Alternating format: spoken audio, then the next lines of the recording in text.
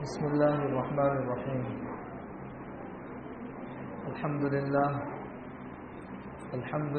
نحمده ونستعینه ونستغفره ونؤمن به ونتوکل علیہ ونعوذ باللہ من شرور انفسنا ومن سیئات اعمالنا من يهده الله فلا مضل له ومن يضلل فلا هادي له ونشهد ان لا اله الا الله وحده لا شريك له ونشهد أن سيدنا ومولانا محمدا عبده ورسوله صلى الله عليه وعلى آله وصحبه. أعوذ بالله من الشيطان الرجيم. بسم الله الرحمن الرحيم. إن الله يأمر بالعدل والإحسان وإيتاء ذي القربى وينهى عن الفحشاء والمنكر والبغي يعظكم لعلكم تذكرون. وقال رسول الله صلى الله عليه وسلم الدنيا سجن المؤمن وجنة الكافر. وقال رسول الله صلى الله عليه وسلم الكيس من دان نفسه وعمل لما بعد الموت والعاجز من أتبع نفسه هواها وتمنى على الله الأماني. ماؤں اور بہنوں، اللہ تبارک و تعالی نے دنیا میں زندگی گزارنے کا ایک طریقہ ہم کو بتایا ہے. اس طریقے کا نام دین ہے اور شریعت ہے، اور ساتھ میں یہی بتایا ہے کہ جو لوگ اس دین کے مطابق زندگی گزاریں گے وہ ہے اصل کامیاب، اور جو لوگ اس دین کے راستے سے ہٹ کے زندگی گزاریں گے وہ ہو جائیں گے ناکام. تو کامیابی اور ناکامی کا اصل معیار دین پر عمل کرنا اور دین پر عمل نہ کرنا ہے. دین پر عمل کرنے والا کامیاب ہے اور دین پر عمل نہ کرنے والا ناکام ہے. اس لیے سب سے پہلے تو ہمیں یہ سمجھنا ہے کہ دین کیا ہے، شریعت اور سنت کیا ہے، تاکہ اس پر عمل کرنا ہم سب لوگوں کے لیے آسان ہو جائے. اور اس کے ساتھ میں ہی یہ بات بھی سمجھنے کی ضرورت ہے کہ دنیا ایک وقتی چیز ہے، ہمیشہ رہنے کے لیے نہیں ہے. دنیا کے اندر آنے والا کوئی انسان ہمیشہ نہیں رہا. اگر دنیا میں آنے والے انسانوں میں ہمیشہ رہنے کے کوئی لائق ہوتا تو وہ حضور اکرم صلی اللہ علیہ وسلم کی ذات تھی، انبیاء علیہ السلام کی ذات تھی. لیکن وہ لوگ بھی آئے. اللہ تبارک و تعالیٰ نے قرآن کریم کے اندر اعلان کر دیا انک میت وانہم میتون. آج کل ہوتا ہے کہ انسان کو کسی سے صدمے پہنچتے ہیں یا انسان کو کسی سے اپنے مزاج کے خلاف کوئی چیزیں پہنچتی ہے تو انسان تمنا کرتا ہے کہ کب یہ انسان مر جائے تاکہ مجھے چھٹکارا مل جائے. تو حضور اکرم صلی اللہ علیہ وسلم نے ایک ایسے ماحول میں دین کا کام شروع کیا جب اللہ کو جاننے والا کوئی نہیں تھا، جب شریعت کو سمجھنے والا کوئی بھی نہیں تھا. تو دنیا والے مخالف ہو گئے، اس لیے کہ دنیا والوں کا یہ مزاج ہے کہ ہمارے مزاج اور سوچ کے خلاف جو اٹھے گا ہم بھی اس کے مخالف. تو لوگ جو ہے ایسے وقت میں تمنا کرتے ہیں کہ کب اس انسان سے جان چھوٹے. آج کل بھی ایسا ہی ہوتا ہے، حالانکہ کسی انسان کے مرنے سے یا نہ مرنے سے انسان کے حالات کے درست ہونے کا کوئی تعلق نہیں ہے، کوئی تعلق نہیں ہے. لیکن انسان کی ایک سوچ ہوتی ہے. اللہ تبارک و تعالی نے ارشاد فرمایا انک میت وانہم میتون، کہ یہ لوگ انتظار کر رہے ہیں کہ آپ پر مصیبت آئے. تو بھائی مصیبت تو ان پر بھی آ سکتی ہے، اور ظاہری اعتبار سے پریشان کن حالات آپ پر بھی آ سکتے ہیں. یہ کوئی بہت بڑی چیز نہیں ہے. دنیا کے اندر یہ سب چیزیں تو چلتی رہتی ہے. الحرب بیننا وبینہم سجال، تو یہ چیزیں تو ہوتی رہتی ہیں. اصل کامیابی اور ناکامی جو دیکھی جاتی ہے وہ موت کے بعد کی زندگی کی دیکھی جاتی ہے. دنیا کے اندر پریشانیوں کا آنا یہ اللہ کے یہاں مردود ہونے کی نشانی نہیں ہے، اور انسان کے حالات کا درست ہونا یہ اللہ کے یہاں کامیاب ہونے کی علامت بھی نہیں ہے. کامیابی جو ہے وہ دین پر عمل کرنے میں ہے، چاہے انسان مالدار رہے یا غریب بن جائے، چاہے انسان زندہ رہے یا اس کی زندگی سے ہاتھ دھو بیٹھے، چاہے انسان کو بظاہر لوگوں کے درمیان عزت ملے یا کوئی اس کو بھاؤ دینے والا نہ ہو. جو بھی ہو، انسان اگر اپنے نہج پہ، اپنے طریقوں میں شریعت اور سنت کا پابند ہے، وہ انسان کامیاب ہے. اور جو انسان اس طریقے سے ہٹا ہوا ہے تو چاہے اس کو دنیا میں بہت عزتیں مل رہی ہے، مال مل رہا ہے، بہت عہدے مل رہے ہیں، ترقی مل رہی ہے، صحت مل رہی ہے، اولاد مل رہی ہے، وہ انسان اللہ کے یہاں پہ ناکام ہے. دنیا کے اندر فرعون بھی گزرا ہے، حامان بھی گزرا ہے، قارون بھی گزرا ہے، ابو جہل وغیرہ بھی گزرے ہیں. دنیا میں ان کی کیا عزت تھی، لیکن انہوں نے دنیا کی عزت اور دولت کو اللہ کی نافرمانی والے کاموں میں استعمال کیا تو وہ ناکام ہو گئے. دنیا کے اندر ایسے انبیاء بھی گزرے ہیں، دنیا میں ایسے انبیاء بھی گزرے ہیں. میں جب دارالدیوبند میں پڑھتا تھا تو اس وقت ہم ایک مرتبہ کسی علاقے میں جماعت میں گئے تھے 10 دن کی، وہاں اطراف کے کسی علاقے میں، پنجاب وغیرہ کے. تو وہاں ایک علاقے میں جانا ہوا تو اس علاقے میں جس مسجد میں ہم رکے تھے تو اس مسجد کے امام صاحب تھے. اس مسجد کے امام صاحب انہوں نے کہا کہ آپ لوگ جس میرے کمرے میں آئے ہوئے ہو، اسی کمرے میں مولانا اسد مدنی بھی ایک مرتبہ آئے تھے اور یہاں پر ہی انہوں نے آرام کیا تھا. اور وہ جو امام صاحب تھے انہوں نے پورے علاقے میں اتنی قربانیاں دی، اتنی قربانیاں دی، لیکن ان کو ماننے والا یا ان کے ساتھ چلنے والا یا ان کے سپورٹر ان کو کوئی بھی نہیں تھی. حالانکہ اتنی محنت انہوں نے کی، اتنے اخلاص کے ساتھ میں کام کیا، لیکن ان کا ساتھ دینے والے بہت ہی کم لوگ. تو انہوں نے کہا کہ جب مولانا اسد بدنی رحمۃ اللہ علیہ آئے تھے تو اس وقت مولانا نے مجھے ایک بات کہی تھی، اس سے مجھے اتنی تقویت ملی جس کو میں بتا نہیں سکتا ہوں. بولا مولانا نے یہاں پر ہی لیٹے لیٹے مجھے یہ کہا تھا کہ قیامت کے میدان میں بعض انبیاء ایسے بھی آئیں گے جن کے ساتھ ایک بھی امتی نہیں ہوگی. قیامت میں ایسے انبیاء بھی آئیں گے جن کے ساتھ صرف ایک امتی ہوگی. قیامت میں ایسے انبیاء بھی آئیں گے جن کے ساتھ مشکل سے 10-15 لوگ ہوں گے جنہوں نے ان کی بات مانی. ایسے لوگ بھی قیامت کے میدان میں آئیں گے. تو بھائی دنیا میں عزت کا ملنا، مقبولیت کا ملنا اور نہ ملنا یہ کوئی معیار نہیں ہے. انہوں نے محنتیں کی، ان کی محنت اللہ کے یہاں پہ کامیاب ہو گئی، چاہے ماننے والے مانے یا نہ مانے. اس لیے ہمیں اصل یہ دیکھنا ہے کہ ہمارے رب کی رضامندی کس چیز کے اندر ہے، اس پر ہم چلتے رہے. اکیلا ہی چلا تھا جانب منزل مگر چلتا گیا اور کارواں بڑھتا گیا، چلتا گیا اور کارواں بڑھتا گیا.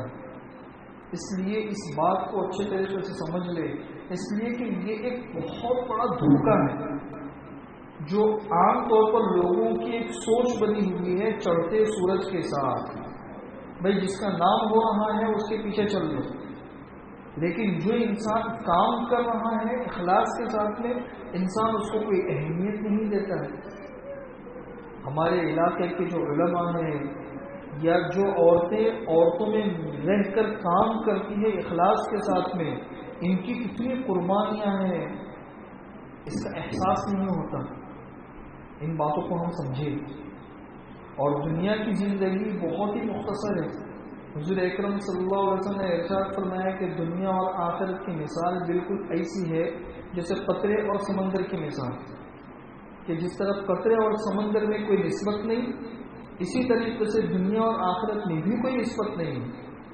دنیا قطرہ ہے اور آخرت کی زندگی سمندر ہے. کتنا نادان ہے وہ انسان جو قطرے کے پیچھے اپنے آپ کو ایسا لگا دے کہ وہ سمندر سے غافل ہو جائے. کتنا نادان ہے وہ انسان. اور حضور اکرم صلی اللہ علیہ وسلم نے ارشاد فرمایا کہ بس دنیا اتنی ہی رہ گئی ہے جتنا کہ ایک انسان کا کپڑا ہو وہ پھٹ گیا ہو, 2 حصے ہو گئے ہو, اور دونوں حصوں کو جوڑنے کے لیے مشکل سے ایک دھاگا لگا ہوا ہے. بس اس دھاگے کی وجہ سے کپڑے کے دونوں حصے رکے ہوئے. جب وہ دھاگا ٹوٹ جائے گا تو وہ دونوں کے دونوں کپڑے الگ الگ ہو جائیں گے. تو اسی طریقے سے دنیا کے اندر اتنا ہی وقت رہ گیا ہے کہ بس یہ دھاگا ہے, یہ ٹوٹا اور یہ دنیا ختم ہوگی. چنانچہ آج کل کے جو حالات چل رہے ہیں ہمارے سامنے, چاہے ان حالات کو کچھ بھی کہو, لیکن یہ ایک حقیقت ہے کہ حضور اکرم صلی اللہ علیہ وسلم کی بعثت قیامت کی ایک بہت بڑی نشانی ہے. بھائی حضور اکرم صلی اللہ علیہ وسلم فرماتے ہیں کہ بعثت فی نفس الساعہ, قیامت نے سانس لینا شروع کر دیا ہے اور قیامت کی سانسوں میں مجھے بھیجا گیا ہے. جبکہ حضور اکرم صلی اللہ علیہ وسلم کی بعثت کو بھی 1400 سال گزر چکے ہیں. تو اس وقت حضور نے کہا تھا کہ قیامت نے سانس لینا شروع کر دیا ہے. اب 1400 سال کے بعد قیامت کی سانسیں اور دھڑکن کتنی تیز ہو چکی ہوگی, یہ ہم میں سے ہر ایک سمجھ لیں. لیکن وہی بات ہے جو ایک دوسری حدیث میں حضور اکرم صلی اللہ علیہ وسلم نے ارشاد فرمایا کہ بادروا بالاعمال سبعا هل تنتظرون الا فقرا منسیا او غنى مطغیا او حرما مفندا او موتا مجهزا او الدجال فشر غائب ينتظر او الساعة فالساعة ادهى وامر. حضور اکرم صلی اللہ علیہ وسلم نے فرمایا کہ یہ کچھ چیزیں ہیں, 7 چیزیں, ان سے پہلے جلدی سے اعمال کر لو, جلدی سے جو کر سکتے ہو کر لو, اللہ کو راضی کرنے کے لیے جو کر سکتے ہو کر لو. ویسے 7 چیزیں آنے سے پہلے ایسا لگتا ہے کہ تم بھلا دینے والے فقر کا انتظار کر رہے ہو. بے انسان کے پاس مال ہوتا ہے تو وہ سوچتا ہے یا وہ عورت سوچتی ہے کہ اپنے پاس تو مال ہے, صبح اٹھتے ہیں کھانا موجود ہے, رات ہوتی ہے تو پیٹ بھر کر سوتے ہیں, الحمدللہ بدن کے اندر صحت ہے, تو مال ہے ہمارے پاس میں تو یہ مال ہمیشہ رہے گا. کہا کہ نہیں, ایسا نہیں ہے, یہ مال جا بھی سکتا ہے. مال کا آنا جانا یہ بہت ہی معمولی چیز ہے. اسی لیے جو انسان فقہ کا قاعدہ ہے, مولانا سہیل صاحب نے مجھے کہا تھا کہ بھائی مسائل یہاں پہ زیادہ نہ چھیڑنا, اس لیے چھوڑ دیتا ہوں اس کو. تو بہرحال حدیث کے اندر ہے کہ فقر منسیت, بھلا دینے والے فقر کا انتظار ہے تمہیں, یا سرکشی میں مبتلا کر دینے والی کسی مالداری کا انتظار ہے. تم یہ سمجھتے ہو کہ آج صحت ہے تو صحت ہمیشہ رہے گی, نہیں, اس صحت کے بعد بیماری بھی آ سکتی ہے. لہذا تم فساد پیدا کرنے والی بیماری کا انتظار کر رہے ہو. جوانی ہے یہ ہمیشہ نہیں رہے گی, بڑھاپا آئے گا. تو لوگ سمجھتے ہیں کہ وہ بوڑھے ہو جائیں گے تب دین کے اندر لگ جائیں گے. نہیں, ایسا بھی نہیں ہے. بڑھاپے تک انسان پہنچ بھی نہیں پاتا, جوانی کے اندر ہی اس کا انتقال ہو جاتا ہے.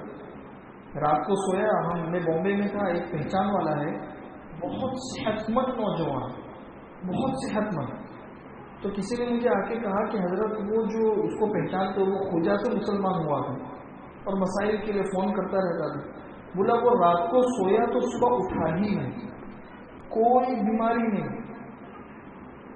کمزوری بھی نہیں, کوئی ٹینشن بھی نہیں, ہر چیز اس کے پاس میں موجود تھی. مال بھی اس کے پاس موجود تھا, صحت بھی اس کے پاس موجود تھی, جوان بھی تھا, بیوی اور اولاد بھی تھی, گھریلو اعتبار سے بالکل ویل سیٹ. لیکن رات کو جو سویا تو صبح اٹھا ہی نہیں. ایسے نہ جانے کتنے سارے حادثے ہیں. تو انسان سوچتا ہے کہ بڑھاپے کا انتظار نہیں. بڑھاپے کا انتظار کس بات کا؟ موت کی تو کسی سے دوستی نہیں, نہ بچے سے دوستی, نہ جوان سے دوستی, نہ بوڑھے سے دوستی. اس لیے موت کا انتظار بھی نہ کرو. لگے ہاتھوں جو جوانی کے ایام مل گئے ہیں اس کو غنیمت جان لو. یا تم دجال کا انتظار کر رہے ہو. آج کل مسلمانوں کے اندر ایک یہ بھی ایک عجیب چیز چل پڑی، عجیب چیز. بس وہ دجال کا تذکرہ کریں گے، امام مہدی کا تذکرہ کریں گے، حضرت عیسیٰ علیہ السلام کا تذکرہ کریں گے، اور تذکرہ اس انداز سے ہوتا ہے کہ بس وہ وقت آنے والا ہے، وہ وقت آئے گا تو ایک ساتھ میں کھڑے ہو کے کام شروع کر دیں گے. ارے نہیں بھائی، ایسا نہیں ہے. ان چیزوں کا تذکرہ کرو، یہ بہت ضروری ہے. احادیث اس بات کو کہتی ہے. خود حضور اکرم صلی اللہ علیہ وسلم کے بارے میں صحابہ کرام کہتے ہیں کہ حضور اکرم صلی اللہ علیہ وسلم ہمارے سامنے دجال کا تذکرہ اس انداز سے کرتے تھے کہ ہمارے دل ڈر جاتے تھے، اور ہم یہ سمجھتے تھے کہ یہ پیچھے جو درخت ہے، اس درخت کے پیچھے ہی دجال چھپا ہوا ہے. ابھی ہم حضور کی مجلس سے نکلیں گے، دجال فوراً نکل جائے گا. بالکل ہم یہ سمجھ رہے ہوتے تھے. تو دجال کا تذکرہ کرنا ہماری مجلسوں کا ایک موضوع بننا چاہیے. حضرت عیسیٰ علیہ السلام کا تذکرہ ہماری مجلسوں میں ہوتے رہنا چاہیے. امام مہدی آئیں گے، ان کے زمانے کے اندر کیا ہوگا، یہ چیزیں قرب قیامت میں ہونے والی ہیں. ہم اپنے گھروں میں ان چیزوں کا تذکرہ کریں، اپنے بچوں کے سامنے، شوہروں کے سامنے، اپنے گھر والوں کے سامنے. تو ہم میں سے ہر ایک کے ذہن میں یہ چیزیں رہے. یہ سنت بھی ہے اور اس وقت کا بہت بڑا تقاضا بھی ہے. بلکہ ایک حدیث میں تو یہاں تک ہے کہ دجال کے نکلنے کا جو وقت ہوگا وہ وقت ہوگا کہ جب ممبروں سے دجال کے بارے میں تذکرے ختم ہو چکے ہوں گے، ممبر خاموش ہوں گے اس کے تذکرے سے، وہ اس کے نکلنے کا وقت ہے. اور جب تک یہ چیزیں ہمارے مذاکرے میں نہیں آئے گی تو ہمیں پتہ کیسے چلے گا کہ اس سلسلے میں حضور اکرم صلی اللہ علیہ وسلم نے کیا باتیں کہی. اس وقت دیکھو تو بہت سارے علماء نے مستقل قیامت کی علامتوں کے تذکرے کو اپنا ایک موضوع اور اپنا ایک مذاکرہ بنا دیا، تاکہ لوگوں کو پتہ چلے کہ حضور اکرم صلی اللہ علیہ وسلم نے قرب قیامت کے فتنوں کے بارے میں کیا کیا چیزیں کہی ہیں. قیامت کے قریب جو ہے نا، سورج مغرب سے نکلے گا، لوگ اپنے اپنے گھروں کے اندر ہوں گے، صبح فجر کی نماز کے بعد نکلیں گے، چائے ناشتے پہ بیٹھے ہوئے ہوں گے، کوئی تجارت کے لیے جا رہا ہے، کوئی ملازمت کے لیے جا رہا ہے. اچانک ایک شور مچ جائے گا، ارے یہ سورج روزانہ تو مشرق سے نکلتا تھا، آج مغرب سے نکل رہا ہے. اللہ اکبر. بس سورج جس دن مغرب سے نکل گیا، توبہ کا دروازہ بند ہو جائے گا. بند، توبہ کا دروازہ بند. قرآن کریم کہتا ہے، احادیث میں بھی اس کی تشریح موجود ہے کہ اس وقت سے پہلے اگر کوئی ایمان نہیں لایا تھا، اس اتنے بڑے واقعے کو دیکھ کر اگر کوئی ایمان لانا چاہے گا تو اب ایمان اس کا معتبر نہیں ہوگا. اگر کسی نے اپنے گناہوں سے توبہ نہیں کی تھی، اب یہ واقعہ دیکھنے کے بعد اگر توبہ کرے گا یا توبہ کرے گی تو اس کی توبہ کا کوئی اعتبار نہیں ہوگا. ختم وقت. ایسا سمجھ لو کہ جیسے کہ ہم ٹکٹ لے کے ٹرین میں بیٹھنے کے لیے اسٹیشن پہ ہم پہنچے اور تھوڑی سی لیٹ ہو گئی 5 منٹ، اور وہ ٹرین اپنا اسٹیشن چھوڑ کے نکل گئی. اب اس ٹکٹ کا کوئی فائدہ نہیں، یہ ٹکٹ پھاڑ کے پھینک دو. ہم ایئرپورٹ پہ پہنچے اور ٹکٹ ہمارے ہاتھ میں تھی اور آدھا گھنٹہ ہم لیٹ ہو گئے، فلائٹ جو ہے نا وہ ٹیک آف ہو گئی، اڑ گئی. اب یہ ٹکٹ جو ہے نا پھاڑ کے پھینک دو، وقت چلا گیا. تو اسی طرح وہ دن بھی ایسا ہی ہوگا، وقت چلا گیا. بہت سمجھایا گیا، بہت سمجھایا گیا، لیکن اس کے باوجود بھی تم نہیں سمجھے. تم نے اپنی زندگیوں کے اندر کوئی تبدیلی پیدا نہیں کی، کوئی چینجز پیدا نہیں کی. اب وقت تمہارے ہاتھ سے نکل چکا ہے. تو دیکھو یہ دنیا کے اندر اولم نعمرکم ما یتذکر، اولم نعمرکم، قرآن کریم کہتا ہے کہ کل قیامت کے میدان میں اللہ تبارک و تعالی انسان سے کہے گا کہ میں نے تجھے زندگی کے اتنے مراحل دیے تھے اور زندگی کے اندر اتنے واقعات پیش آئے تھے کہ اگر تو نصیحت حاصل کرنا چاہتا تو نصیحت حاصل کر لیتا. اس کی تفسیر میں علماء نے لکھا ہے کہ بڑھاپا جو خود ایک نصیحت ہے. بیماری خود ایک نصیحت ہے، حالات کا اتار چڑھاؤ خود ایک نصیحت ہے، ہمارے سامنے کسی کا انتقال ہونا یہ خود ایک نصیحت ہے. اور ابھی دنیا کے جو حالات چل رہے ہیں، ان حالات میں تو موت کو، قیامت کو اور اللہ اور اس کے رسول کی باتوں اور پیشین گوئیوں کو سمجھنا تو اور زیادہ نصیحت اور زیادہ آسان ہو گیا. اس کے باوجود بھی اگر ہماری غفلت ختم نہ ہو تو پھر شقاوت اور بدبختی کے علاوہ کیا کہا جا سکتا ہے. وہ کہتے ہیں نا، کوئی انسان گاڑی چلا رہا ہے تو دیکھنا چاہیے اسے آگے، لیکن وہ انسان پیچھے دیکھ رہا ہے تو ایکسیڈنٹ ہی ہوگا، اس کے علاوہ کیا ہو سکتا ہے. اس لیے قیامت کی علامتوں کے تذکرے ہوتے رہنے چاہیے، اس سے دل ڈرتے ہیں. جس طرح موت کے بارے میں حضرت اکرم صلی اللہ علیہ وسلم نے کہا کہ اذکروا ذکر ہادم اللذات، یعنی الموت، موت جو لذتوں کو توڑنے والی چیز ہے اس کا مذاکرہ کرتے رہو. حضرت عمر بن عبدالعزیز رحمۃ اللہ علیہ نے تو مستقل ایک مجلس بنا کے رکھی تھی، بیٹھتے تھے اور لوگوں کو بلاتے تھے کہ میں موت کے تذکرے کروں.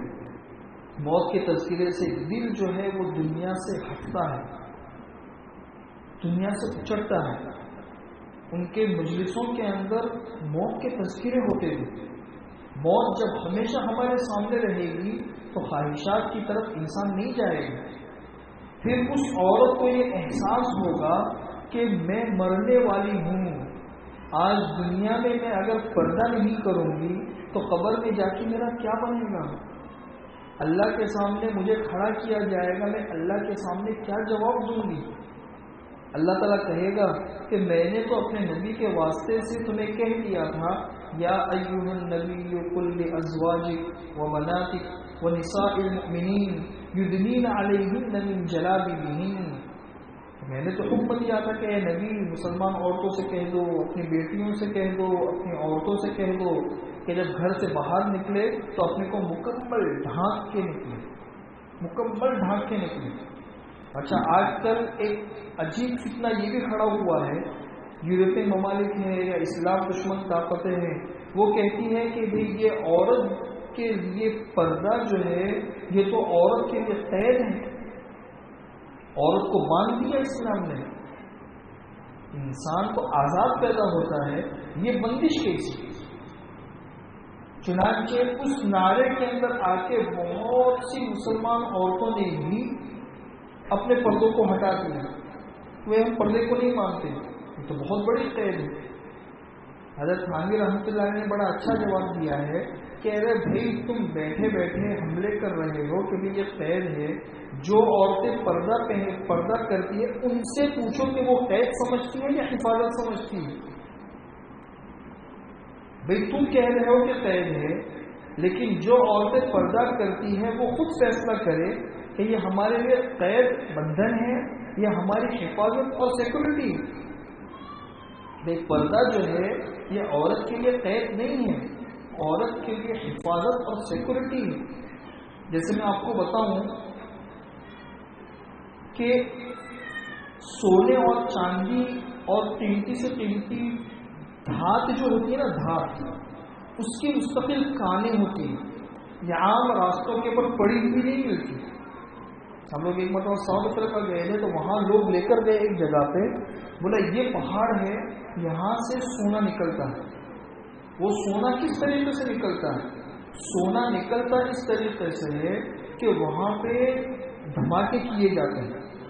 ان دھماکوں کی وجہ سے پہاڑ کی بہت بڑی بڑی چٹانیں پھٹتی ہیں. اتنی بڑی بڑی چٹانیں پھٹنے کے بعد پھر مشکل سے کچھ گرام سونا نظر آتا ہے، وہاں سے کھرچ کر نکالا جاتا ہے. پھر اس طریقے سے کیا جاتا ہے، پھر مشکل سے کچھ سونا نکلتا ہے. اس طریقے سے کر کر کے سونے کو جمع کیا جاتا ہے.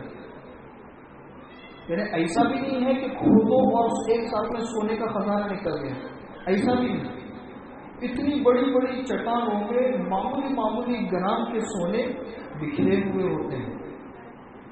تو اتنی محنت اور مشقت لگتی ہے سونے کو نکالنے میں، اور اللہ تعالیٰ نے سونے کو اس طریقے سے پھیلا کے رکھا ہے. اس کے بالمقابل پتھر ہے، ریت ہے، یہ ساری کی ساری چیزیں بالکل راستوں میں پڑی ہوئی رہتی ہے، جتنی چاہے لے کے جاؤ. کوئی پابندی نہیں. تو بھائی پتھر کنکر اور اسی طریقے سے سونے اور چاندی، ان دونوں میں فرق کیا ہوگا؟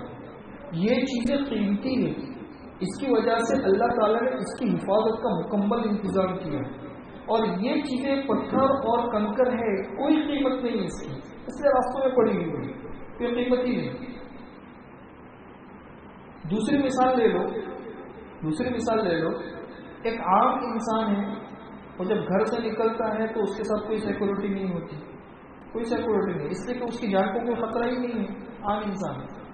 اور اگر ملک کا وزیر اعظم ہے یا بہت بڑا منسٹر ہے یا بہت بڑا آدمی ہے، جب وہ نکلتا ہے تو اس کے ساتھ کتنی سخت سیکورٹی ہوتی ہے، کتنی سخت.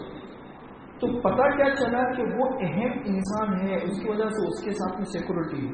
اور ایک عام انسان ہے، ظاہر سی بات ہے اس کی کوئی قدر نہیں، تو اس لیے اس کے ساتھ میں سیکورٹی بھی نہیں. یہی چیزیں اگر اس کے علاوہ اور بھی آپ مثالیں دیکھیں گے تو آپ کو اور بھی مثالیں سمجھ میں آ جائے گی. اس سے یہ بات سمجھ میں آئی کہ جو قیمتی چیز ہوتی ہے اس کے لیے سیکورٹی کا انتظام ہوتا ہے، اس کی حفاظت کا انتظام ہوتا ہے، اور جو انسان غیر اہم ہوتا ہے اس کے نہ حفاظت کا انتظام نہ سیکورٹی کا انتظام. اب بتائیے، مرد لوگ جو ہے ان کو پردے کا کوئی اہتمام نہیں، نہ پردے کا حکم ہے، اس لیے کہ مردوں کا جسم اوپر سے لے کر نیچے تک کسی قسم کی کشش نہیں رکھتا ہے، تو بھائی نکلو پردے کے بغیر. لیکن عورت کو اللہ تبارک و تعالیٰ نے ایک ایسا وجود دیا ہے کہ اوپر سے لے کے نیچے تک اللہ تبارک و تعالیٰ نے اس کو پرکشش بنایا ہے. اب اگر یہ عورت بھی اپنے آپ کو غیر اہم بنا دے گی پتھر اور کنکر اور ریت کی طرح، تو بھائی بناؤ. اور اگر وہ عورت اپنے آپ کو قیمتی بنانا چاہتی ہے تو اللہ نے اور ہماری شریعت نے اس کا طریقہ بتایا ہے کہ اپنے آپ کو پردوں کے اندر کر دو. اسی لیے عورت کے پردے کے مختلف درجے ہیں. اس میں سب سے پہلا جو درجہ ہے، یہ جو درجہ ہے نا کہ عورت پردے کے ساتھ باہر نکلتی ہے، یہ تو پردے کا دوسرا درجہ ہے. اس سے بھی اوپر کا درجہ جو فقہاء نے بیان کیا ہے وہ حجاب بالبیوت ہے، جس کو قرآن کریم نے کہا ہے وَقَرْنَ فِي بُيُوتِكُنَّ وَلَا تَبَرَّجْنَ تَبَرُّجَ الْجَاهِلِيَّةِ الْأُولَى. سب سے پہلی قسم کا پردہ ہے گھروں کی چہار دیواری کا پردہ، کہ گھر کی چہار دیواری کے اندر رہو، کہ گھر کی چہار دیواری یہ تمہارے لیے پردہ ہے. پھر دوسرے نمبر کا جو پردہ ہے، یہ کسی ضرورت سے اگر تمہیں نکلنا ہو تو پھر تم اس طریقے سے نکلو کہ اوپر سے نیچے تک تمہارا پورا جسم اس طریقے سے ڈھکا ہوا ہو کہ دیکھنے والے کی نظر اگر پڑے تو اسے احساس ہی نہ ہو کہ کوئی بوڑھی عورت ہے، جوان عورت ہے، پتلی عورت ہے، موٹی عورت ہے، اسے کچھ سمجھ میں ہی نہ آئے گا. یہ ہے دوسرے درجے کا حجاب. لیکن آج کل تو حجاب بھی ایسے آ گئے ہیں کہ وہ حجاب مستقل ایک لباس بن گئے ہیں. اس لیے بہت سے علماء نے ایسے حجاب کو بھی پسند نہیں کیا. وہ کہتے ہیں کہ یہ حجاب نہیں ہے، یہ تو عام لباس کی طرح، گھر کے اندر کا لباس الگ، گھر سے باہر پہننے کا لباس الگ. پردے کا مقصد کیا ہے؟ پردے کا مقصد عورت کی حفاظت اور عورت کے وجود کو چھپانا ہے. تو پردہ بھی ایسا ہونا چاہیے. تو یہ تو مختصر میں نے آپ کو بات سمجھائی. پردے سے مثال لے کہ اگر دین کی فکر ہوگی، آخرت ہمارے سامنے ہوگی اور موت ہمارے سامنے ہوگی، اللہ کے سامنے کھڑے ہونے کا حساب ہوگا، تو ہم سوچیں گے اس بات کو کہ بھی ہمارے وجود کے بارے میں ہمیں اللہ تبارک و تعالیٰ کو جواب دینا ہے. اس لیے کہ ہمارا یہ جسم ہماری ملکیت نہیں ہے، یہ اللہ کی ملکیت ہے. خودکشی اسلام میں حرام ہے. خودکشی کا مطلب اپنے آپ کو خود مار دینا. وہ حرام کیوں ہے؟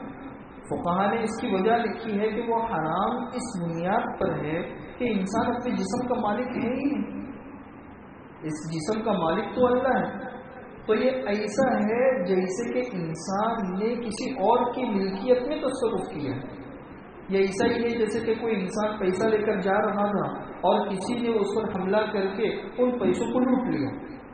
تو یہ لٹیرا جس طریقے سے دوسرے کے پیسے پر قبضہ کر رہا ہے یا کسی کی دکان پہ گھس کے اس کی چیزیں چرا رہا ہے، خودکشی کرنے والا بھی بالکل ایسا ہی ہے کہ کسی اور کی ملکیت میں وہ تصرف کر رہا ہے، تو اسی بنیاد پر حرام ہے۔ ایک انسان مر رہا ہو اور مرنے کے وقت میں وصیت کرے، جس طرح بڑے شہروں کے اندر ہوتا ہے کہ بھئی میرا گردہ جو ہے میں ڈونیٹ کر رہی ہوں، میرا پھیپھڑا میں ڈونیٹ کر رہی ہوں، میری آنکھیں ڈونیٹ کر رہی ہوں، وغیرہ وغیرہ۔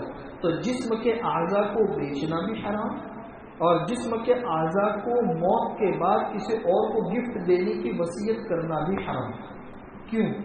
اس وجہ سے کہ جسم کے اعضاء کا تو مالک ہی نہیں ہے جو وصیت کر رہا ہے یا کسی کو گفٹ کر رہا ہے، یہ تو کسی اور کی ملکیت ہے۔ اس لیے جس کی ملکیت ہے اس کے احکامات دیکھ وہ کیا کہتا ہے اس بارے میں۔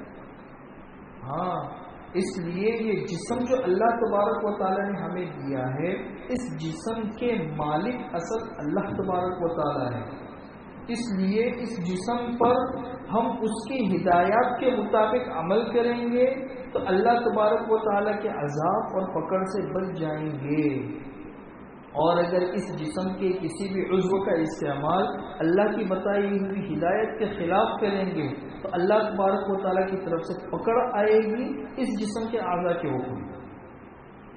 جسم کے جس حصے سے گناہ زیادہ ہوتے ہیں کبھی کبھی اللہ تبارک و تعالیٰ کی طرف سے اس حصے کے اوپر پکڑ بھی آتی ہے۔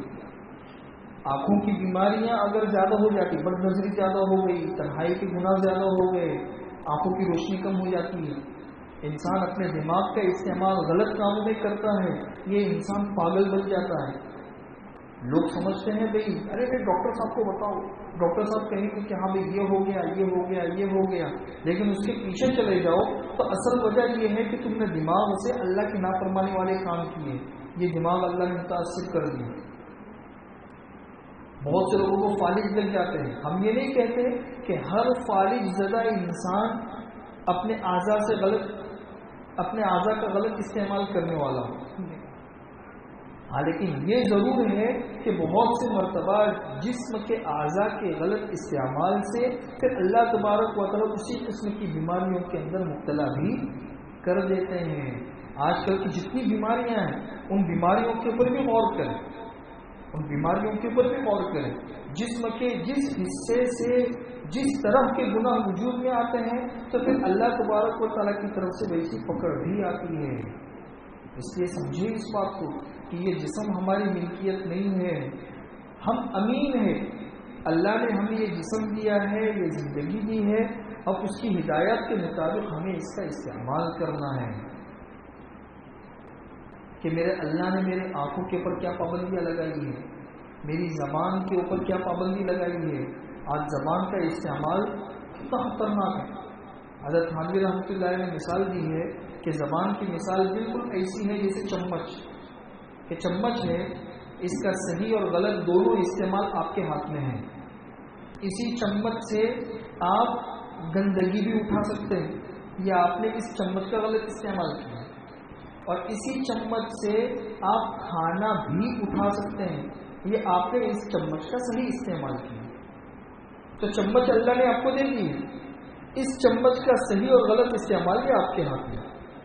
تو اسی طریقے سے زبان ایک چمچ کی طرح ہے، اب اس کا استعمال آپ کیسا کر رہے ہو وہ آپ کے ہاتھ میں ہے۔ اسی زبان کا استعمال لوگ غیبتوں کے اندر کرتے ہیں، جھوٹ بولنے میں کرتے ہیں، بہتان ترازی میں کرتے ہیں، گالم گلوچ میں کرتے ہیں، لا یعنی باتوں کے اندر کرتے ہیں۔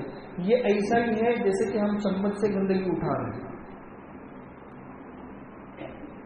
اور اگر اسی زبان کا صحیح استعمال کریں گے، زبان سے قرآن کریم پڑھیں گے، لوگوں کو اچھی باتیں بتائیں گے، لوگوں کو نیک باتیں بتائیں گے، اپنے گھر والوں سے بات کریں گے، اپنے اللہ سے بات کریں گے، تو یہ اس زبان کا صحیح استعمال ہے، یہ اس زبان کا صحیح استعمال ہے۔ ہمارے دل اور دماغ کا صحیح اور غلط استعمال کیا ہے؟ ہمارے دل میں اگر کسی کی طرف سے حسد رکھیں گے، کینہ رکھیں گے، دشمنی رکھیں گے، کسی کو نقصان پہنچانے کے لیے ہمیشہ اپنے دماغ کو چلاتے رہیں گے، یہ ساری ناشکری کریں گے، بے صبری کریں گے اللہ کی نعمتوں کے اوپر، آنے والے حالات پہ، اللہ کے فیصلوں کے اوپر دل سے راضی نہیں رہیں گے، یہ اس دل اور دماغ کا غلط استعمال ہے۔ اور اسی دل اور دماغ کا صحیح استعمال کیا ہے بھائی؟ صحیح استعمال یہ ہے کہ ہم کسی سے حسد نہ کریں، کسی سے بغض نہ کریں، کسی سے کینہ کپٹ نہ رکھیں، کسی سے دشمنی نہ رکھیں، اللہ تبارک و تعالیٰ کی نعمتوں کی شکر گزاری کرے۔ اللہ اکبر۔ بعض لوگوں کی طبیعت میں اللہ کی نعمتوں کی اتنی شکر گزاری ہوتی ہے، اتنی شکر گزاری ہوتی ہے کہ انسان ہکا بکا رہ جاتا ہے، کہ انسان اتنے حالات میں ہے، اس کے باوجود اس کی زبان کے اوپر الحمدللہ الحمدللہ الحمدللہ، اللہ کی طرف سے آنے والی مصیبتوں کے اوپر صبر کرے، اللہ کے فیصلوں کے اوپر راضی رہے۔ اللہ کے فیصلے بظاہر تو انسان کو اپنے مزاج کے خلاف رکھتے ہیں بظاہر، لیکن اللہ تبارک و تعالیٰ کے فیصلے انسان کے مزاج کے خلاف تو ہو سکتے ہیں، لیکن حکمت اور مصلحت کے خلاف کبھی بھی نہیں ہو سکتے۔ حضرت خضر اور حضرت موسیٰ علیہ السلام کے قصے کے اندر آپ لوگوں نے پڑھا ہوگا کہ بظاہر ایسی چیزیں لگی جو نقصان پہنچانے والی ہیں، لیکن اسی کے پیچھے کتنی بڑی بڑی حکمتیں چھپی ہوئی تھی۔ حضرت خضر علیہ السلام نے کشتی کا ایک تختہ توڑ دیا۔ حضرت موسیٰ نے کہا کہ بھئی ان لوگوں نے پیسہ لیے بغیر ہم دونوں کو سوار کر دیا، کرایہ بھی ہم سے نہیں لیا، اور تم نے ان کی کشتی کو توڑ دیا، وہ تو الٹا نقصان کر دیا آپ نے۔ تو بظاہر تو ایسا لگا کہ نقصان ہو گیا ان کی کشتی کا، لیکن پھر بعد میں پتہ چلا کہ آئندہ آگے ایک بادشاہ تھا جو صحیح سالم کشتیوں پر قبضہ کر لیتا تھا، اور یہ کشتی 10 بھائیوں کی تھی، اس میں سے 5 بھائی معذور تھے اور 5 بھائی صحیح سالم تھے، اور ان کے گھر کی پوری روزی روٹی یہ صحیح سالم بھائی اس کشتی پر محنت کر کے نکالتے تھے۔ اب اگر یہ صحیح سالم کشتی ہوتی وہ ظالم بادشاہ لے لیتا، اس میں عیب پیدا ہو گیا تو بادشاہ نے چھوڑ دیا۔ تو دیکھیے بظاہر چھوٹا سا نقصان ہوا، لیکن یہ چھوٹا سا نقصان بہت بڑے نقصان سے بچانے کے لیے تھا، بہت بڑے نقصان سے بچانے کے لیے۔ ایک بستی کے اندر پہنچے، وہاں پہ بستی والوں سے کہا کہ بھی ہم مسافر، ہم کو کھانا کھلاؤ۔ ان لوگوں نے انکار کر دیا کہ بھی ہم مہمان نوازی نہیں کریں گے۔ حضرت موسیٰ علیہ السلام نے کہا کہ چلو ٹھیک ہے، کوئی مسئلہ نہیں۔ تھوڑا آگے بڑھے، ایک دیوار تھی جو بالکل گرنا چاہتی تھی، اور اس دیوار کے نیچے خزانہ تھا، خزانہ۔ تو حضرت خضر نے اس دیوار کو صحیح کر دیا، مرمت کر کے، اور اس خزانے کو محفوظ کر دیا۔ حضرت موسیٰ علیہ السلام نے کہا کہ بھئی ان لوگوں نے ہمارے ساتھ میں بدسلوکی کی تو کم سے کم ان کو احساس دلانا چاہیے، تم نے تو ان کے ساتھ احسان کر لیا، تم نے تو ان کے ساتھ میں احسان کر لیا۔ حضرت خضر علیہ السلام کی بعد میں پتہ چلا کہ یہ 2 یتیم بچوں کی تھی، ان کے آباء و اجداد دیندار تھے 7ویں پشت پر، تو 7ویں پشت پر والدین کی دینداری کی وجہ سے اللہ تعالیٰ نے ان دونوں یتیم بچوں کے مال کی حفاظت کا یہ انتظام کیا۔ تو ظاہر کیا ہے اور باطن کیا ہے؟ تو بظاہر اللہ کے فیصلے اگر انسان کے ہمارے مزاج کے خلاف ہو رہے ہو، گھر میں کوئی حادثہ ہو گیا، جسم میں کوئی بیماری ہو گئی، دشمن مسلط ہو گئے، یا طبیعت خراب ہو گئی، تو بظاہر تو یہ ہے، لیکن حقیقت میں بہت بڑی مصیبتوں سے اللہ تبارک و تعالیٰ نے ہم کو بچا لیا ہے۔ تو یہ چیزیں دل اور دماغ کے صحیح استعمال ہیں۔ اس کو اللہ تعالیٰ نے قرآن کریم میں کہا ہے اِلَّا مَنْ أَتَى اللَّهَ بِقَلْبٍ سَلِيمٍ، جو انسان بالکل صحیح سالم دل لے کر آئے گا وہ وہاں پہ کامیاب ہو جائے گا، اور جو گندا دل لے کر آئے گا تو اس کی زندگی کو دور کرنے کے لیے پھر اس کو جہنم کی بھٹی میں پھینکا جائے گا۔ اللہ ہم سب کی حفاظت فرمائے۔ اس لیے دنیا کے اندر آنے والے سارے کے سارے حالات، مصیبتیں، پریشانیاں اور مزاج کے خلاف ہونے والے تمام کی تمام چیزیں یہ ہمارے اس دل کی گندگی کو اور ہمارے وجود کی گندگی کو ختم کرنے کے لیے، لیکن ہم سمجھے اس بات کو، سمجھے، یہ سمجھنا ضروری ہے۔ میں نے جب بیان شروع کیا اس وقت آپ لوگوں کے سامنے قرآن کریم کی ایک آیت پڑھی تھی، وہ آیت تھوڑی سی آپ لوگوں کو سمجھانی تھی، لیکن وہ پورا مضمون دوسری طرف چلا گیا۔ وہ جو آیت ہے یہ پورے دین کا خلاصہ ہے، پورے دین کا. ان اللہ یأمر بالعدل والاحسان وایتاء ذی القربى وینہی عن الفحشاء والمنکر والبغی یعظکم لعلکم تذکرون. یہ آیت میں تقریباً پورے دین کا خلاصہ ہے. حضرت عمر بن عبدالعزیز رحمۃ اللہ علیہ اپنے زمانے کے اندر انہوں نے اپنی ساری مملکت کے اندر یہ اعلان کروا دیا تھا کہ عید اور جمعہ کے تمام خطبوں کے اندر یہ آیت لازمی طور پر پڑھی جائے. اس آیت کی جامعیت کی وجہ سے اس وقت سے لے کر آج تک یہ معمول چلا آ رہا ہے کہ مسجدوں کے اندر جو خطبے ہوتے ہیں دوسرے خطبے کے آخر میں یہ آیت پڑھی جاتی ہے، پھر اس کے بعد خطبہ ختم کیا جاتا ہے. لیکن آج تک ہم نے غور نہیں کیا کہ ہر آیت کے ہر خطبے کے بعد میں یہ آیت کیوں پڑھی جاتی ہے. اس آیت کی جامعیت کی وجہ سے، اس آیت کی جامعیت کی وجہ سے بڑے بڑے لوگوں نے اسلام قبول کیا ہے. جیسے دو قصہ آپ لوگوں کو بتا دوں، اس سے آپ لوگوں کو اس آیت کی اہمیت کا اندازہ لگے گا. اہمیت کا ایک قصہ تو آتا ہے احادیث کی کتابوں میں عثمان بن مظعون رضی اللہ تعالیٰ عنہ کا.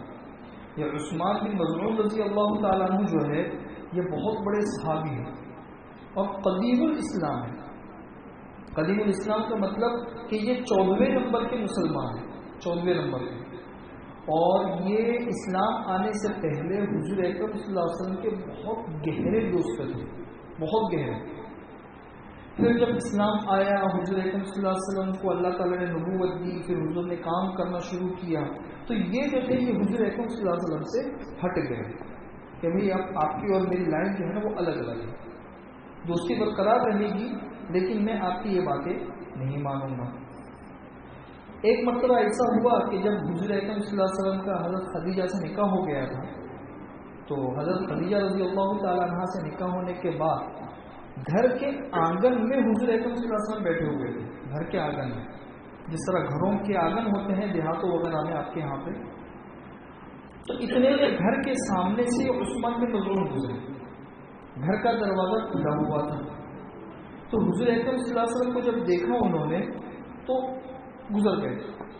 حضور نے آواز دے کے ان کو بلایا کہ بھائی عثمان آؤ بیٹھو ہمارے پاس میں، کیوں کترا کے چلے جاتے ہیں. تو حضرت عثمان بن مظعون آئے اور حضور اکرم صلی اللہ علیہ وسلم کے پاس آ کے بیٹھ گئے. بات چیت چلتی رہی. بات چیت کے دوران حضرت عثمان بن مظعون خود کہتے ہیں کہ اچانک ایسا ہوا کہ حضور اکرم صلی اللہ علیہ وسلم میری طرف سے توجہ ختم ہو گئی. اچانک حضور اکرم صلی اللہ علیہ وسلم ایسا کہ جیسے یہاں سے غیر حاضر ہو چکے ہو میری طرف سے. زمین کی طرف دیکھا، بائیں طرف دیکھا، آسمان کی طرف دیکھا، آسمان سے نیچے دیکھا، پھر دائیں طرف منہ کر کے کسی سے بات کرنے لگے. حالانکہ کوئی نظر نہیں آ رہا تھا. بھائی کوئی ہو جس سے انسان بات کر رہا ہو تو سمجھ میں بھی آتی ہے بات، لیکن دائیں طرف منہ کر کے کسی سے بات کر رہے ہیں. پھر جب بات چیت ختم ہو گئی تو پھر حضور اکرم صلی اللہ علیہ وسلم کی نگاہیں آسمان کی طرف اٹھنی شروع ہوئی. بالکل زمین سے لے کر آسمان تک گئی، پھر واپس آ گئی. اور پھر حضور اکرم صلی اللہ علیہ وسلم اپنے اصلی حالت پہ آ گئے. تو عثمان بن مظعون نے کہا کہ محمد بڑی عجیب بات میں نے دیکھی جو آج سے پہلے کبھی نہیں دیکھی. آپ نے آسمان کی طرف دیکھا، پھر دائیں طرف کسی سے بات کرنے لگے، پھر کچھ اپنے ہونٹ ہلا کے پڑھنے لگے. آپ کی کیا تھا؟ حضور اکرم صلی اللہ علیہ وسلم نے فرمایا کہ یہ اللہ کا فرشتہ جبریل تھا جو میرے پاس میں آیا تھا. تو عثمان بن مظعون حیرت میں پڑ گئے ہیں، اللہ کا فرشتہ جبریل اور آپ کے پاس میں آیا؟ حضور نے کہا کہ جی ہاں. عثمان بن مظعون نے کہا کہ پھر آپ کیا بات کر رہے تھے، کیا پڑھ رہے تھے؟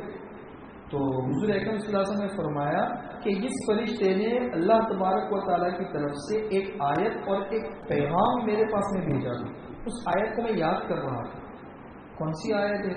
حضور نے یہی آیت پڑھی، ان اللہ یأمر بالعدل والاحسان. یہ پوری آیت پڑھی.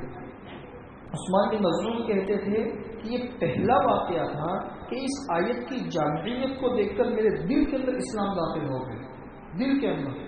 چنانچہ انہوں نے وہیں پہ اسلام قبول کیا، اور مدینہ منورہ ہجرت کے بعد مہاجرین میں سب سے پہلے عثمان بن مظعون کی وفات ہوئی.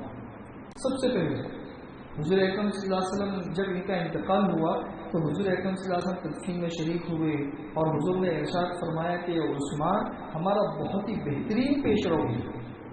جس طرح کہتے ہیں نا, یہ مولانا سہیل صاحب ہم کو بمبئی سے بلایا ماشاء اللہ انہوں نے, تو یہ کہہ رہے تھے کہ ہم بمبئی لینے کے لیے میں آتا ہوں آپ کو. میں نے کہا کہ آپ مت آؤ, آپ وہاں پر تازہ دم رہو تاکہ ہم آئے تو ہمارا استقبال آپ کر سکیں. تو استقبال کرنے کے لیے یہ عثمان بن مظعون وہاں پہ ہمارا بہت بہترین پیش رو ہے. حضور کو بہت غم بھی ہوا. ایک واقعہ تو یہ. دوسرا واقعہ کہ جب ہجرت کے بعد حضور اکرم صلی اللہ علیہ وسلم مدینہ منورہ آئے اور مدینہ منورہ کے اطراف کے اندر اسلام کی دعوت عام ہونا شروع ہوئی, تو ایک قبیلہ تھا, اس قبیلے کے سردار تھے اقسم بن صیفی. اقسم بن صیفی. تو انہوں نے اپنے قوم کے لوگوں کو جمع کیا. جمع کرنے کے بعد کہا کہ بھائی چلو یہ مدینہ کے اندر کوئی نبی آئے ہیں, چلتے ہیں ان کی بات سنتے ہیں, اگر بات اچھی لگی تو اسلام قبول کر لیں گے, ان کے ہاتھ میں ہاتھ دے دیں گے, ان کے ہاتھ پہ بیعت کر لیں گے.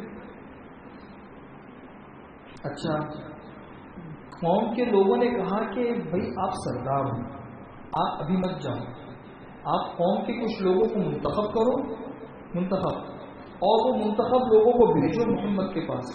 وہ رپورٹ لے کر آئے, وہ آپ کو کیا رپورٹ دیتے ہیں پھر اس کے بعد آپ فیصلہ کرو جانے نہ جانے. بولا ہاں یہ بات بھی برابر ہے. چنانچہ اقسم بن صیفی نے اپنے قبیلے کے کچھ لوگوں کو منتخب کیا کہ آپ لوگ جاؤ اور جا کے باتیں سنیں. چنانچہ یہ قبیلے کے کچھ لوگ آئے اور حضور اکرم صلی اللہ علیہ وسلم کے پاس آ کے دو سوال کیے. ایک سوال تو یہ کیا کہ ہم آپ سے ایک سوال تو یہ کرتے ہیں کہ آپ کون ہیں, اور دوسرا سوال یہ کرتے ہیں کہ آپ کیا ہیں. تو حضور اکرم صلی اللہ علیہ وسلم نے ارشاد فرمایا کہ پہلے سوال کا جواب تو یہ ہے کہ میں محمد ابن عبداللہ ہوں, میرا نام محمد ہے, میرے والد کا نام عبداللہ ہے. اور آپ نے دوسرا سوال کیا کہ میں کیا ہوں, تو اس کا جواب یہ ہے کہ میں اللہ کا بندہ اور اس کا رسول ہوں. دونوں سوالوں کے جواب ہو گئے. ان لوگوں نے کہا کہ اچھا آپ اللہ کی طرف سے کیا پیغامات لائے ہیں؟ تو حضور اکرم صلی اللہ علیہ وسلم نے یہی آیت پڑھی, ان اللہ یأمر بالعدل والاحسان وایتاء ذی القربى. بس یہ آیت. بولا یہ احکامات ہیں اللہ کی طرف سے جو پورے دین کا نچوڑ ہے. یہ لوگ اپنے قبیلے میں گئے, قبیلے میں جا کے اقسم بن صیفی اور سارے قبیلے کے سردار جمع ہوئے اور انہوں نے پوچھا بھائی بتاؤ کیا ہوا. تو جانے والوں نے کہا کہ بھائی ہم نے پہلے حضور سے ان کے نسب کے بارے میں معلومات کی, تو انہوں نے اس پر کوئی زیادہ دھیان نہیں دیا, بس اتنا بتایا کہ میں محمد عبداللہ کا بیٹا ہوں, اس کو کوئی زیادہ دھیان نہیں دیا. پھر پوچھا اللہ کے پیغامات کیا ہے, تو اس پر یہ آیت پڑھی. کون سی آیت ہے؟ یہ آیت ہے. یہ آیت سن کر اقسم بن صیفی نے کہا کہ دیکھو یہ آیت یہ بتا رہی ہے کہ یہ بہت بڑا انسان ہے, جلدی چلو اس کے ہاتھ میں ہاتھ دے دو, تم سر بن جاؤ گے ورنہ لوگوں کی دھوم بنے رہو گے. یہ اس کے جملے ہیں, سر بن جاؤ گے, اللہ تعالیٰ تمہیں سردار بنا دے گا, اور اگر تم نے اس کے ہاتھ میں ہاتھ نہیں دیا تو پھر تم دل چھلے بن کی زندگی گزارتے رہو گے, تمہاری کوئی حیثیت نہیں ہوگی. تو یہ بڑے لوگ تھے جو اس آیت کی اہمیت کو سمجھ رہے تھے. اب اس آیت کو مختصر انداز میں آپ لوگوں کو سمجھا دوں, مختصر انداز میں. پہلے 3 چیزوں کا اللہ نے حکم دیا ہے.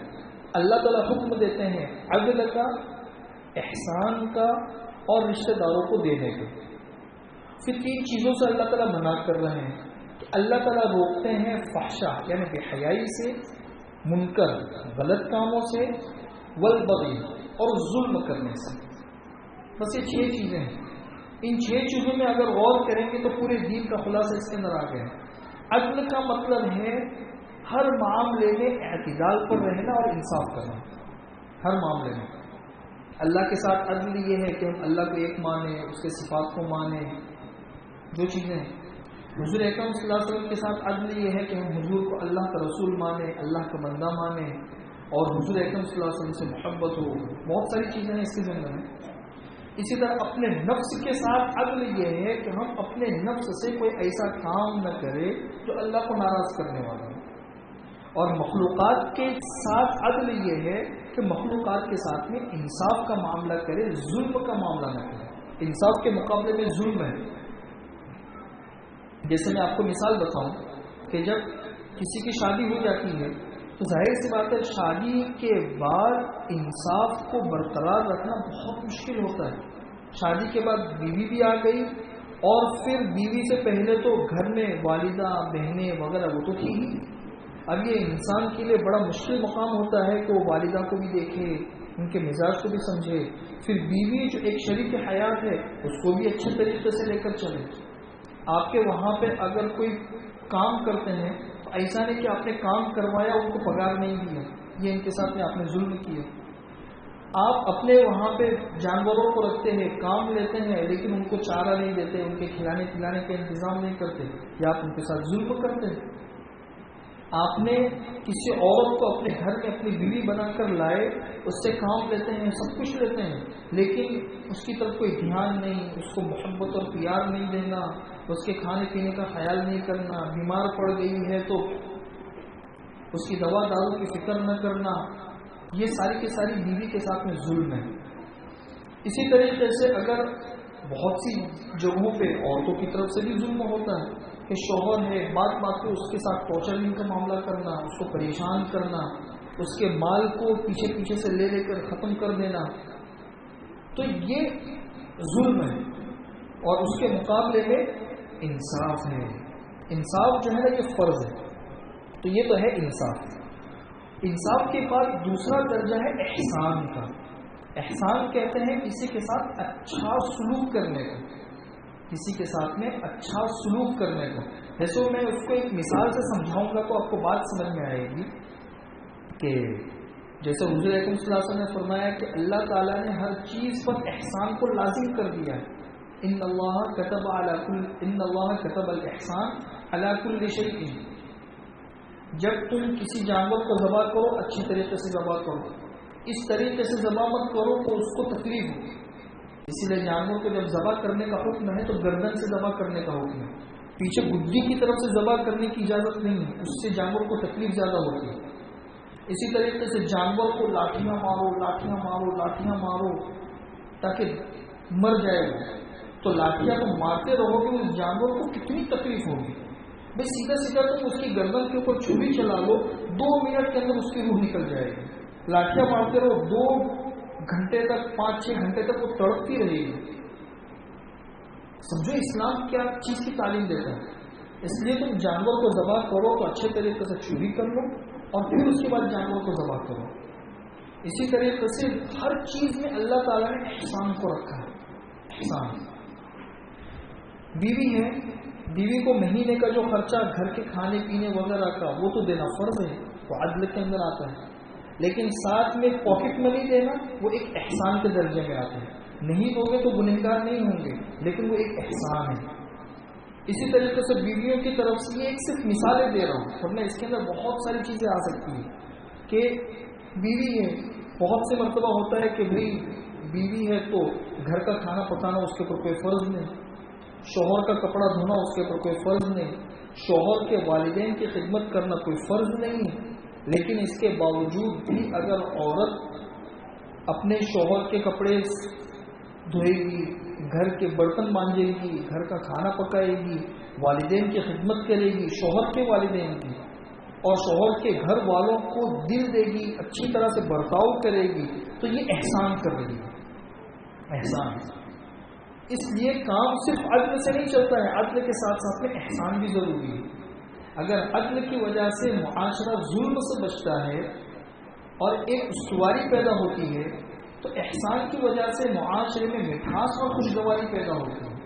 مٹھاس اور خوشگواری، ہر چیز میں ہم دیکھیں کہ بھئی میرے اوپر کوئی حق تو نہیں ہے، میرے اوپر کوئی فرض تو نہیں ہے، بھئی فرض نہیں ہے لیکن سنت ہے، سنت بھی دیکھو، عدل فرض ہے اور احسان سنت ہے۔ جس طرح ہفتے میں 1 دن عورت کے لیے اپنے والدین کی زیارت کرنا یہ عورت کا حق ہے، شوہر اگر اس سے منع کرے تو بھی عورت جا سکتی ہے اور شوہر کی اجازت لینے کی ضرورت بھی نہیں ہے، یہ تو ایک حکم ہے، اجازت، لیکن اس کے باوجود حضرت تھانوی نے لکھا ہے کہ بہتر یہ ہے اور احسان یہ ہے کہ شوہر سے اجازت لے کر جائے، یہ شوہر کی عزت اور مقام کا یہ خلاصہ ہے. ایسے ہی چلی جائے گی، شوہر کے دل میں نفرت پیدا ہوگی، پھر گھروں دلوں میں جوڑ پیدا ہونا بہت مشکل ہو جائے گی، بہت مشکل ہو جائے گی. آپ کے وہاں پہ جو لوگ کام کرتے ہیں، آپ نے ان کا پگار طے کیا ہے 10,000 روپے، آپ 1,000 روپے اور زیادہ دیں گے تو اوپر کا 1,000 روپیہ دینا وہ احسان ہے. تو عدل بھی ضروری ہے اور معاشرے میں مٹھاس پیدا کرنے کے لیے احسان بھی ضروری ہے. پھر تیسری چیز ہے ایتاء ذی القربیٰ. احسان ہی کا ایک درجہ ہے رشتہ داروں کے ساتھ حسن سلوک. تو رشتہ داروں کے ساتھ حسن سلوک کا ایک خاص درجہ ہے، اس کی وجہ سے مستقل اللہ نے اس کو الگ سے بیان کیا، الگ سے. اسی لیے اپنے خاندان میں جو غریب رشتہ دار ہوں ان کا نفقہ اور اس کا خرچہ بھی انسان کے اوپر واجب ہوتا ہے بعض حالات میں. اس لیے قرآن کریم نے اس کو الگ سے بیان کیا ہے، اس کے مستقل مسائل ہیں. تو یہ 3 چیزوں کا وہ حکم ہے، اور اسی کے مقابل 3 چیزوں سے اللہ تعالیٰ نے منع کیا ہے. فحشا سے منع کیا ہے. فحشا بے شرمی والی چیزوں کو کہتے ہیں کہ جس کو لوگ معاشرے میں برا سمجھتے ہو، بغیر پردے کے نکلنا، ناجائز تعلقات رکھنا، اسی طریقے سے مردوں اور عورتوں کا بالکل عام اختلاط کہ جس میں کسی قسم کی حیا اور شرم نہ ہو، یہ ساری چیزیں فحشا میں آتی ہیں. اس سے اللہ نے منع کیا ہے. اور منکر کس کو کہتے ہیں کہ جو چیز شریعت نے منع کر دی ہے، عقل بھی اس کو برا سمجھتی ہے، اس منکر میں دوسرے تمام گناہ آ جائیں گے. اور خصوصیت کے ساتھ میں ظلم ہے. بس یہ 3 چیزوں کا حکم ہے اور 3 چیزوں سے منعیت ہے. یعظکم لعلکم تذکرون. اللہ تعالیٰ تم کو نصیحت کر رہے ہیں. نصیحت اس لیے نہیں کر رہے ہیں کہ بس ایک کان سے سنو دوسرے کان سے نکال دو، بلکہ نصیحت اس لیے کر رہے ہیں تاکہ تم نصیحت قبول کر کے اس پر عمل کرو. بس یہاں تک میں اپنی بات کو پوری کر رہا ہوں. اللہ تعالیٰ ان تمام باتوں پر عمل کرنے کی ہم کو توفیق نصیب فرمائے. اور ابھی اذان ہو جاتی ہے، اس کے بعد میں مختصر سے دعا کر لیں گے انشاءاللہ.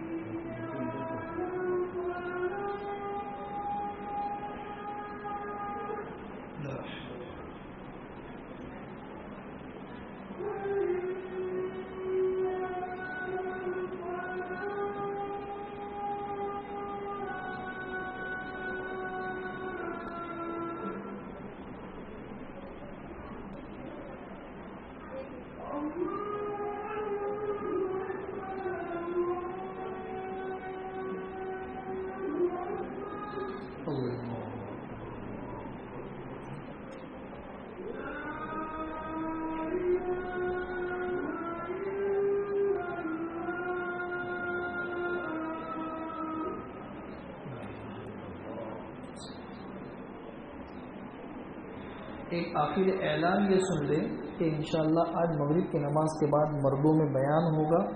ہمارے والد صاحب حضرت مولانا محمد یونس صاحب پالن پور کا، تو اپنے گھر کے مردوں کو وہاں پہ بھیجنے کی کوشش کریں.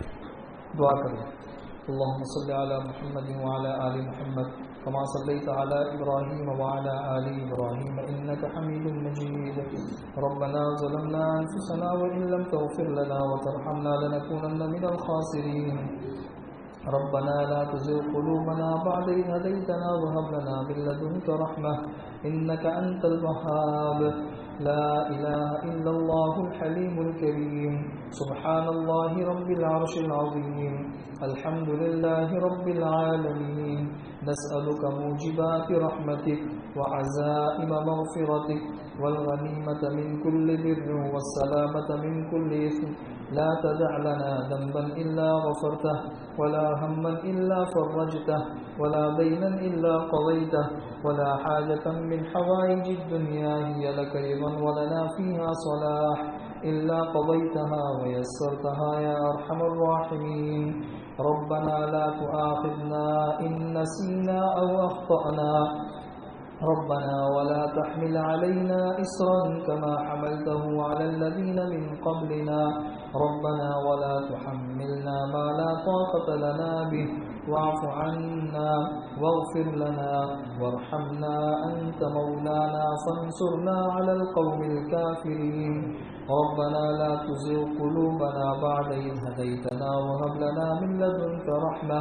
إنك أنت الوهاب ربنا آتنا في الدنيا حسنة وفي الآخرة حسنة وقنا عذاب النار ربنا اغفر لنا ولإخواننا الذين سبقونا بالإيمان ولا تجعل في قلوبنا غلا للذين آمنوا ربنا إنك رؤوف رحيم ربنا هب لنا من أزواجنا وذرياتنا قرة أعين واجعلنا للمتقين إماما واجعلنا للمتقين إماما واجعلنا للمتقين إماما اللهم آت نفوسنا تقواها وزكها أنت خير من زكاها أنت وليها ومولاها اللهم إنا نعوذ بك من علم لا ينفع ومن قلب لا يخشع ومن عين لا تدمع ومن دعوة لا يستجاب لها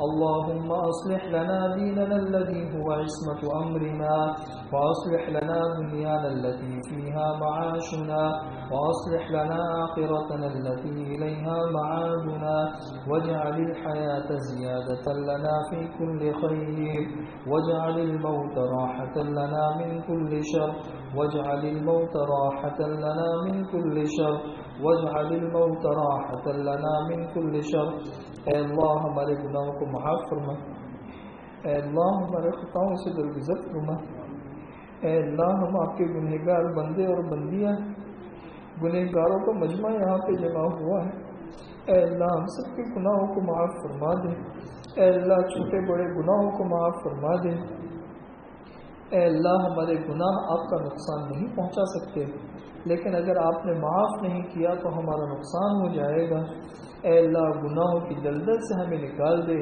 اور طاعات کی سڑکوں پر ہم سب کو جمع فرما دے طاعات کی سڑکوں پر ہم سب کو جمع فرما دے اے اللہ موت اور زندگی کو آسان فرما دے زندگی بھی آسان فرما دے موت بھی آسان فرما دے اور موت کے بعد کی ہلاکتوں سے ہم سب کی حفاظت فرما دے موت کے بعد کی ہلاکتوں سے ہم سب کی حفاظت فرما دے اپنے بچوں کی صحیح اسلامی تربیت کرنے کی ہم سب کو توفیق نصیب فرما دے اپنے بچوں کی صحیح اسلامی تربیت کرنے کی ہم سب کو توفیق نصیب فرما دے دجالی فتنوں سے ہم سب کی حفاظت فرما دے اے اللہ جس ماحول میں جس زمانے میں ہم وقت گزار رہے ہیں اے اللہ یہ بہت اہم زمانہ ہے بہت فتنوں والا زمانہ ہے ان فتنوں والے زمانے میں ہم سب کے ایمان کی حفاظت فرما دے ہمارے دین کی حفاظت فرما دے ہماری نسلوں کو بچا لے ہمارے علم کو بچا لے اے اللہ ہمارے تقوی اور طہارت کو بچا لے اے اللہ ہماری جانوں کو بچا لے اے اللہ پوری دنیا کے اسلامی ممالک کی حفاظت فرما دے